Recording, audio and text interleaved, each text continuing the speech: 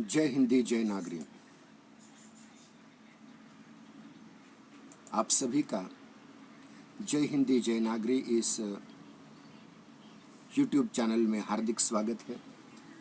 Doctor Baba Saheb Ambedkar Marathwada विश्वविद्यालय औरंगाबाद संलग्न तपस्वी पब्लिक चैरिटेबल ट्रस्ट युवती संचालित वेंकटेश महाजन वरिष्ठ महाविद्यालय उस्मानाबाद हिंदी विभाग प्रस्तुत करते हैं स्वामी दयानंद जीवनी। लेखक मोहन राकेश। प्रस्तुतकर्ता डॉक्टर विनोद कुमार विलासराव वैत्सळ। अध्यक्ष हिंदी विभाग वेंकटेश महाजन वरिष्ठ महाविद्यालय उस्मानाबाद। शोध निर्देशक एवं निमंत्रित सदस्य हिंदी अध्ययन मंडल डॉक्टर बाबा साहेब आंबेडकर मराठवाड़ा विश्वविद्यालय औरंगाबाद। स्वामी दयानंद जीवनी स्वामी दयानंद लेखक मोहन राकेश। जीवनी स्वामी दयानंद लेखक मोहन राकेश। मोहन राकेश परिचय। मोहन राकेश प्रसिद्ध नाटककार और कथाकार हैं। आधुनिक हिंदी गद्य के साहित्य के विकास में मोहन राकेश का विशेष योगदान रहा है। उनका जन्म अमृतसर पंजाब में 1925 ईस्वी को हुआ था। 1947 ईस्वी में विभाजन के बाद वे जालंधर आकर बसे। कुछ वर्ष वे अध्यापक रहे और फिर पत्रकार। 1962-63 ईस्वी में वे सारिका के संपादक रहे।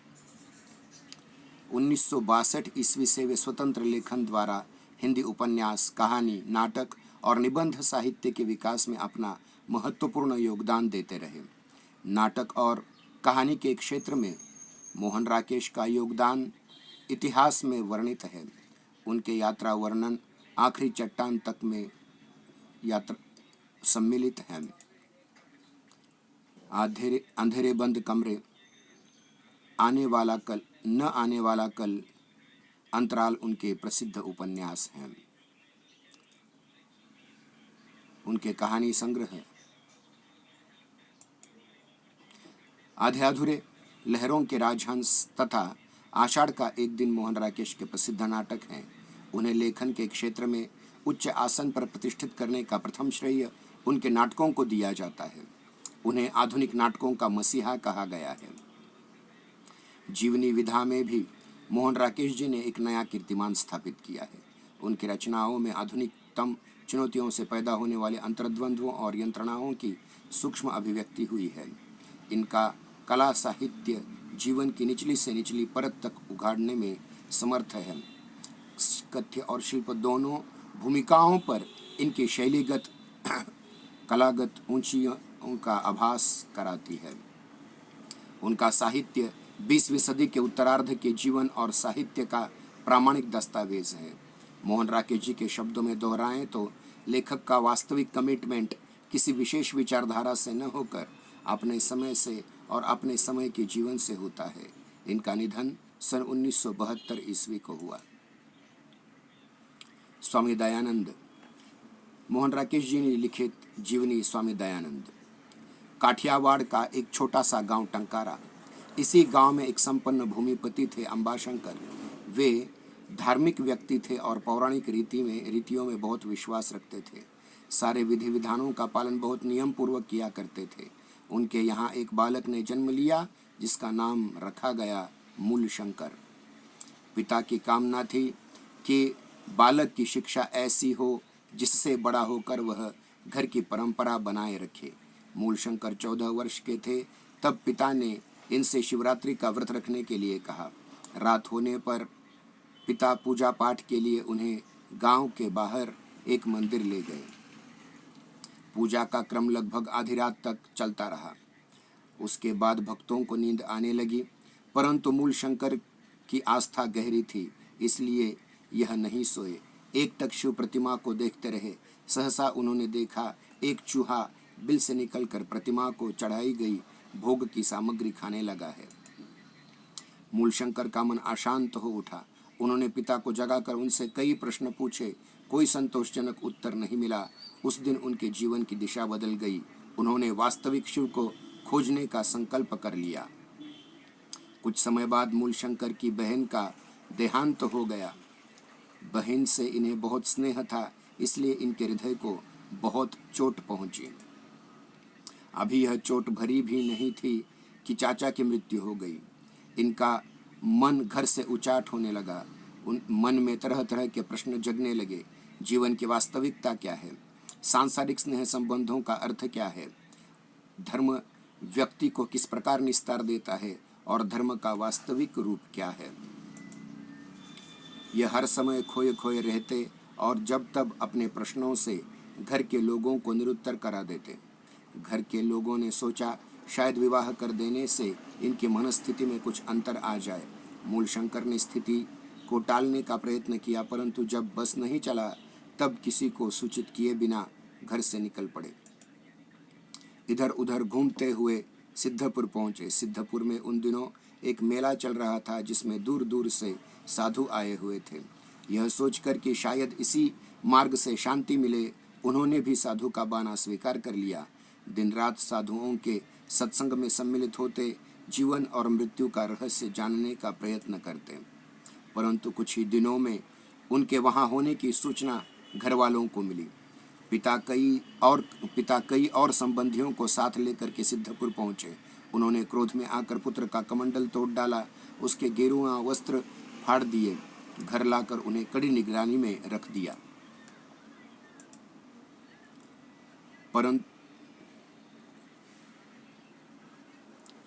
परंतु यह नियंत्रण अधिक दिन सफल नहीं रहा।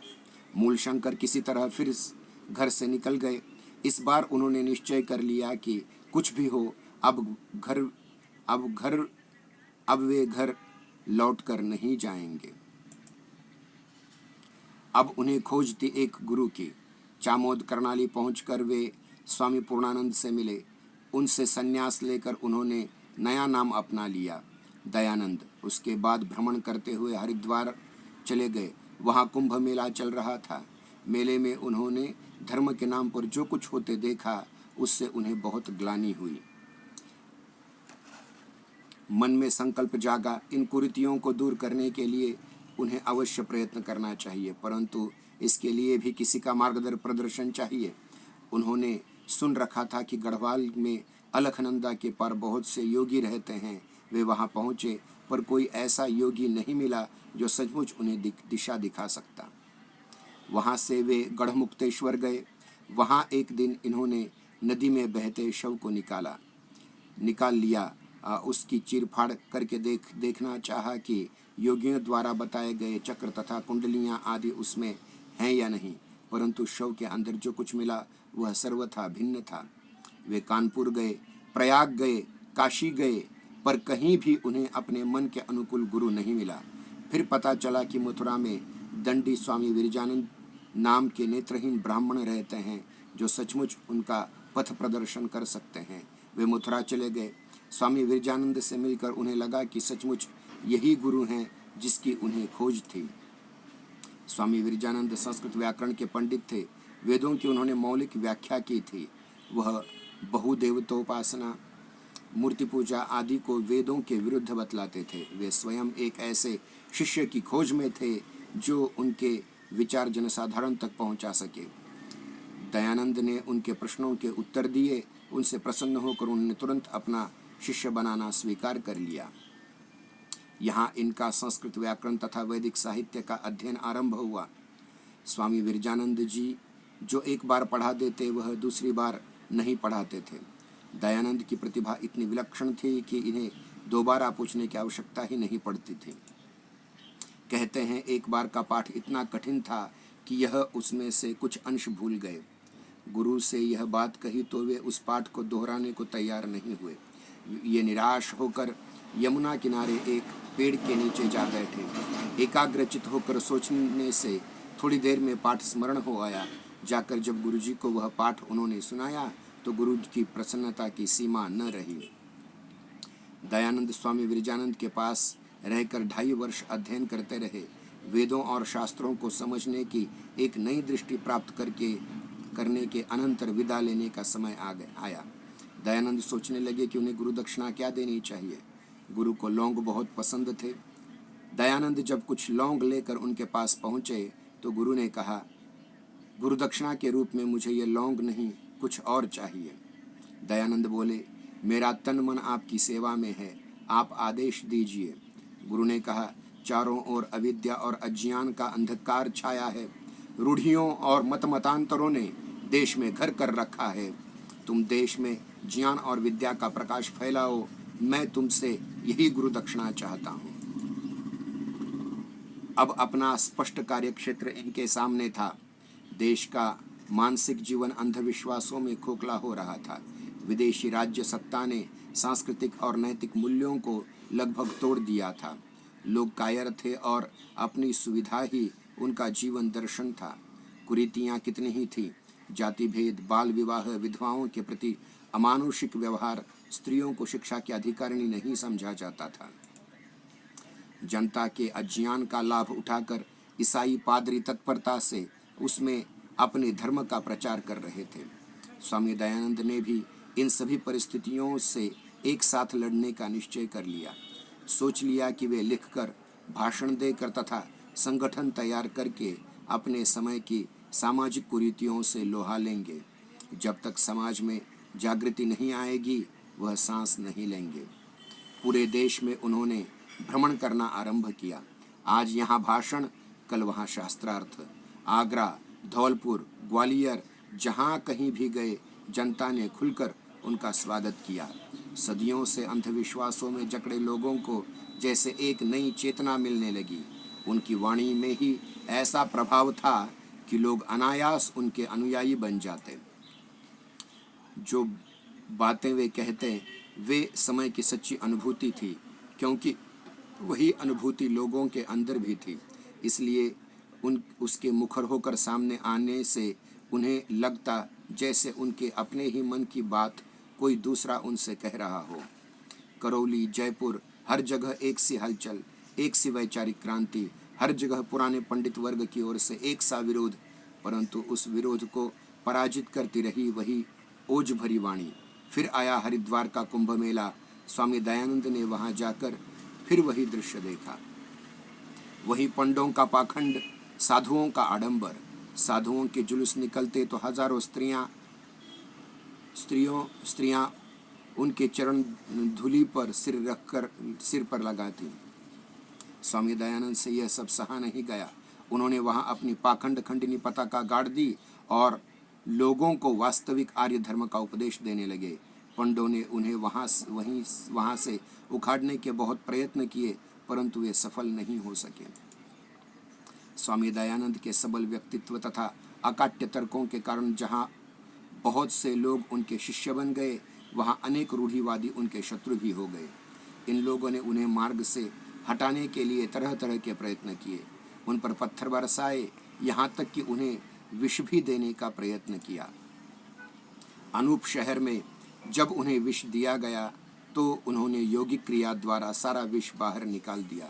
विष देने के अपराध में जब उस ब्राह्मण को पकड़ लिया गया तो स्वामी दयानंद ने यह कहकर उसे मुक्त करा दिया, मेरा ध्येय मनुष्यों को बंधन में डालना नहीं, बंधन से मुक्त कराना है। और वह बंधन था सदियों में बनाए गए गलत संस्कारों का। उन्हें उन संस्कारों को बदलना था जो लोगों को उस धर्म के निकट ले जाना था, लोगों को उस धर्म के निकट ले जाना था जो वास्तविक वैदिक धर्म था, वास्तविक आर्य धर्म था। इसके लिए आवश्यकता थी कि उनकी वाणी हर व्यक्ति तक पहुंच सके। पहले वे संस्कृत में भाषण दिया करते थे, परंतु अपनी बात जनसाधारण तक पहुंचाने के लिए उन्होंने उन्हीं की भाषा में बात कहने का निश्चय किया। वे अपना भाषण हिंदी में देने लगे। एक बार स्वामी दयानंद कर्णवास पहुँचे। उन दिनों वहाँ गंगा स्नान का मेला था। हजारों लोग देश के विभिन्न भागों से वहाँ स्नान करने के लिए आए हुए थे। उनमें बरेली के राय कर्ण सिंह भी थे। स्वामी दयानंद ने वहाँ भाषण दिया। जैसे ही भाषण समाप्त हुआ, राय कर्ण सिंह उनसे वाद विवाद करने लगे। स्वामी दयानंद ने कर्ण सिंह से कुछ प्रश्न पूछे जिनका वह उत्तर नहीं दे पाए। अपनी असमर्थता पर उन्हें इतनी खींच हुई कि वे इस पर गालियों की बौछार करने लगे। क्रोध में उनका हाथ बार बार तलवार की मुठ पर जा रहा था। यह देख दयानंद बोले, यदि शास्त्रार्थ करना है तो अपने गुरु को यहाँ बुला लाओ। यदि युद्ध करने का शौक है तो एक सन्यासी से क्यों टकराते हो? जयपुर और जोधपुर से जा भिड़ो। यह सुनकर तलवार से वार करने वे दौड़े। वे वार करने ही जा रहे थे कि इन्होंने तलवार छीनकर उसके 2 टुकड़े कर दिए और कहा, मैं सन्यासी हूँ, तुम पर वार करके बदला नहीं लूँगा, जाओ, भगवान तुम्हें सद्बुद्धि दे। यूं तो स्वामी दयानंद का कार्य क्षेत्र सारा उत्तर भारत था, फिर भी इन्हें अधिक सफलता पंजाब, उत्तर प्रदेश और राजस्थान में मिली। लगभग 18 वर्ष वे विभिन्न प्रदेशों में घूमकर अपने सिद्धांतों का प्रचार करते रहे। एक तरह से कहा जा सकता है कि उन्होंने प्राचीन और नवीन के बीच कड़ी का काम किया। 10 अप्रैल 1875 में मुंबई में उन्होंने आर्य समाज की स्थापना कर दी। 2 वर्ष बाद लाहौर में आर्य समाज की स्थापना की गई। शीघ्र ही इसने एक व्यापक संगठन का रूप ले लिया और उत्तर भारत के प्रायः सभी नगरों और कस्बों में आर्य समाज के अपने मंदिर स्थापित हो गए। इनके शिष्यों की संख्या इतनी बढ़ गई कि उन्होंने यह वैचारिक क्रांति शिक्षा के क्षेत्र में ले जाने का निर्णय कर लिया। शिक्षा के अतिरिक्त राजनीति को भी एक नई दिशा देने का संकल्प कर लिया गया। इसी उद्देश्य से स्वामी श्रद्धानंद ने गुरुकुल कांगड़ी की स्थापना की। सन 1883 महाराजा जोधपुर के यहाँ स्वामी दयानंद को अपने यहाँ निमंत्रित किया। महाराजा जोधपुर ने स्वामी दयानंद को अपने यहाँ निमंत्रित किया। वहाँ कई दिनों तक वे महाराजा के अतिथि के रूप में नियमित रूप से जनता को उपदेश देते रहे। वहाँ रहते हुए इन्हें पता चला कि महाराजा एक वेश्या से प्रेम करते हैं। इन्होंने इस बात की भर्त्सना की तो वह वेश्या इनकी शत्रु बन गई। रसोई से मिलकर उसने इन्हें भोजन में विष खिला दिया। विष के प्रभाव से इनके शरीर पर फफोले निकल आए। चिकित्सा का अच्छे से अच्छा प्रबंध किया गया परंतु कोई लाभ नहीं हुआ। सन 1983 की दिवाली का दिन था। स्वामी दयानंद गायत्री मंत्र का उच्चारण करते करते यकायक मौन हो गए। कुछ ही व्यक्ति होते हैं जिनकी मृत्यु उनके जीवन से अधिक क्रांतिकारी सिद्ध होती है। स्वामी दयानंद ऐसे ही व्यक्तियों में से थे। उनकी मृत्यु के कुछ ही वर्षों के अंदर आर्य समाज ने एक अत्यंत सफल आंदोलन का रूप ले लिया। शिक्षा के क्षेत्र में तो इनके अनुयायियों ने सचमुच एक क्रांति ला दी। स्वामी दयानंद को एक तरह से उत्तर भारत में आधुनिक विचारधारा का प्रवर्तक कहा जाता है। सामाजिक, सांस्कृतिक, राजनीतिक तथा धार्मिक क्षेत्रों में उन्होंने जो स्थापनाएं सामने रखी, उन्हीं के आधार पर समाज का मानसिक पुनर्गठन संभव हो सका। जब कांग्रेस का जन्म भी नहीं हुआ था तभी उन्होंने कहा था कि स्वराज्य के बिना कोई राष्ट्र उन्नति नहीं कर सकता। भाषा के संबंध में उन्होंने कहा था कि अंग्रेजी हमारे संस्कारों की भाषा नहीं है। संस्कृत जनसाधारण से दूर जा पड़ती है, इसलिए हिंदी ही संपूर्ण राष्ट्र की भाषा हो सकती है। गांधी जी के हरिजन आंदोलन से बहुत पहले उन्होंने कहा था कि अस्पृश्यता हमारे समाज के लिए घातक है। वर्ण व्यवस्था को स्वीकार करते हुए भी उसका आधार जन्म को नहीं कर्म को माना था। कहा, जन्म से सब बराबर हैं, अपने कर्म से ही व्यक्ति ब्राह्मण, क्षत्रिय, वैश्य या शूद्र बनता है। इसी तरह स्त्री शिक्षा का सूत्रपात तथा विधवा विवाह का समर्थन करके उन्होंने एक पिछड़े समाज को अग्रगामी बनाने में बहुत बड़ा योगदान दिया। विश्व कवि रविंद्रनाथ ने इन शब्दों में उनके प्रति श्रद्धांजलि अर्पित की थी, जिसकी दिव्य दृष्टि ने भारत की आत्मगाथा में सत्य और एकता का बीज देखा, जिसकी प्रतिभा ने भारतीय जीवन के विभिन्न अंगों को प्रदीप्त कर दिया, जिसका उद्देश्य इस देश को अविद्या, अकर्मण्यता और प्राचीन ऐतिहासिक तत्व विषयक अज्ञान से मुक्त कर सत्य और पवित्रता के लोक में लाना था। उस गुरु को मेरा बारंबार प्रणाम है, बारंबार प्रणाम है। इस जीवनी को देखने के लिए आप सबका धन्यवाद। सभी छात्रों से विनम्र अनुरोध है कि वे हमारे YouTube चैनल जय हिंदी जय नागरिक को पसंद करें, टिप्पणी करें, साझा करें और बेल आइकॉन दबाकर हमारे इस चैनल को सब्सक्राइब करें, इसकी सदस्यता लें। धन्यवाद।